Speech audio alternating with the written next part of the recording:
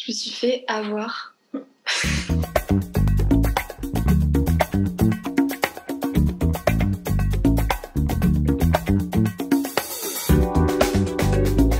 Bonjour, je m'appelle Carla Valette, j'ai 23 ans, je suis étudiante en 5e année de médecine à Toulouse et en parallèle je suis tiktokeuse, j'ai aujourd'hui plus d'1 million d'abonnés où je vulgarise la médecine.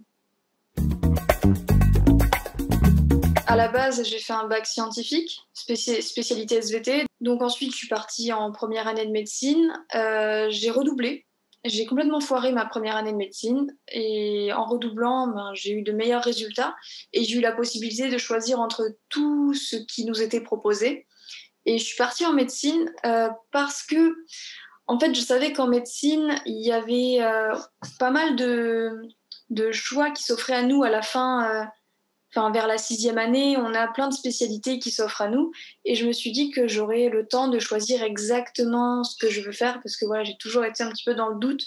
J'avais peur de me renfermer dans une voie et de plus pouvoir bouger en quelque sorte.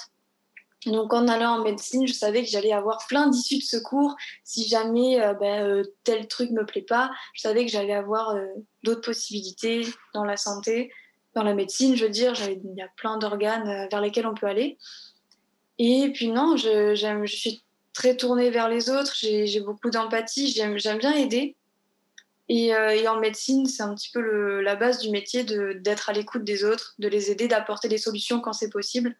Et je me suis beaucoup retrouvée dans ce type d'études. Ça s'est fait vraiment un petit peu petit à petit, un peu par hasard. De base, j'utilise quand même beaucoup les réseaux sociaux, je regarde ce qui se passe un petit peu à droite à gauche, je regarde du contenu médical, du contenu de médecins, je vois ce qu'ils font. Et puis en regardant, j'ai vu à l'étranger qu'il y avait des médecins qui parlaient de maladies comme ça sur TikTok. En quelques secondes, ils arrivaient à donner les symptômes, les signes, à faire ce qu'il fallait faire attention ou pas. Ils faisaient un petit peu de prévention. Et moi, je me suis dit, tiens, ça pourrait être pas mal de faire ça en France. En plus, il y a quand même pas beaucoup de médecins français sur TikTok. Il y en a quelques-uns, mais il n'y en a pas beaucoup. Et il y a encore moins d'étudiants, donc beaucoup plus jeunes. Il y a encore moins cette vision jeune de la médecine. Et je me suis dit, on va essayer avec mes propres sujets d'expliquer des petits trucs à mon niveau. Et ça a super bien marché dès le début. Et donc forcément, quand quelque chose marche et qu'en plus ça nous plaît de le faire, on continue. Et puis petit à petit, les choses se sont envolées jusqu'à avoir 1 million d'abonnés 4 mois plus tard. Donc moi, je me fixe l'objectif d'arriver à rendre ça agréable et puis peut-être à susciter aussi des vocations chez les plus jeunes ou qui soient toujours motivés, ceux qui sont en première année, parce que c'est dur. Moi, j'ai failli lâcher plein de fois. Des sujets qui ont pas mal plu. Il y a eu l'appendicite, les greffes de peau, parce que c'était assez impressionnant quand même pour comment ils enlèvent la peau, etc. Et puis après, tout ce qui est relatif à l'appareil génital, il y a eu l'hypertension épididymère, ça a beaucoup plu. Puis il y a eu aussi les ondes de choc pour traiter les dysfonctions érectiles. En fait, c'est assez insolite. C'est des trucs qu'on qu'on voit pas souvent, donc ça a explosé en termes de vues. Et puis j'ai adoré en parler. J'ai adoré le faire. La relation avec les autres, le côté social, ça c'est incroyable. Parce que si je faisais ces vidéos, je faisais des vues et qu'il n'y avait aucun échange derrière, ça perd de la saveur. Là, il y a vraiment un échange avec des gens qui me disent, alors ça là c'est par milliers de personnes, tous les jours, c'est j'adore ce que tu fais, merci, voilà. Recevoir des milliers de merci tous les jours pendant que je suis en train de faire des études difficiles et que par moments je galère, ça fait que mon moral il est tout le temps porté.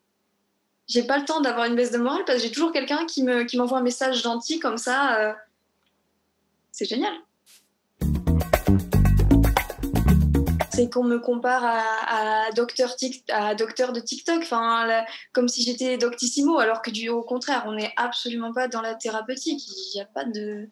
Donc voilà, ça me dérange beaucoup, parce que ça peut créer des amalgames ou des incompréhensions. Puis ça peut me porter préjudice aussi, qu'on s'imagine que je soigne des gens sur Internet, ça c'est impensable.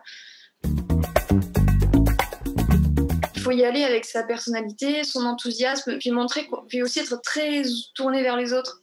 Montrer qu'on n'est pas là que pour faire des vidéos, et encore moins pour essayer de générer de l'argent grâce à TikTok, mais surtout parce qu'on est là pour les autres. Et c'est l'image que j'ai toujours envoyée et que je renvoie toujours. Voilà, faut pas prendre la grosse tête, il faut toujours répondre aux commentaires, même sur d'autres plateformes, s'ils viennent sur Instagram, on répond sur Instagram, ou essayer de faire des réponses en vidéo aux questions. Voilà, créer de l'engagement et montrer qu'on aime les gens et que les gens, c'est pas juste des abonnés ou des chiffres, c'est des personnes. C'est vrai que j'aime pas trop ce mot, je dis pas. Enfin, j'aime pas trop dire j'ai des abonnés, ça me plaît pas trop ce mot en fait. C'est extrêmement réducteur. Un écureuil.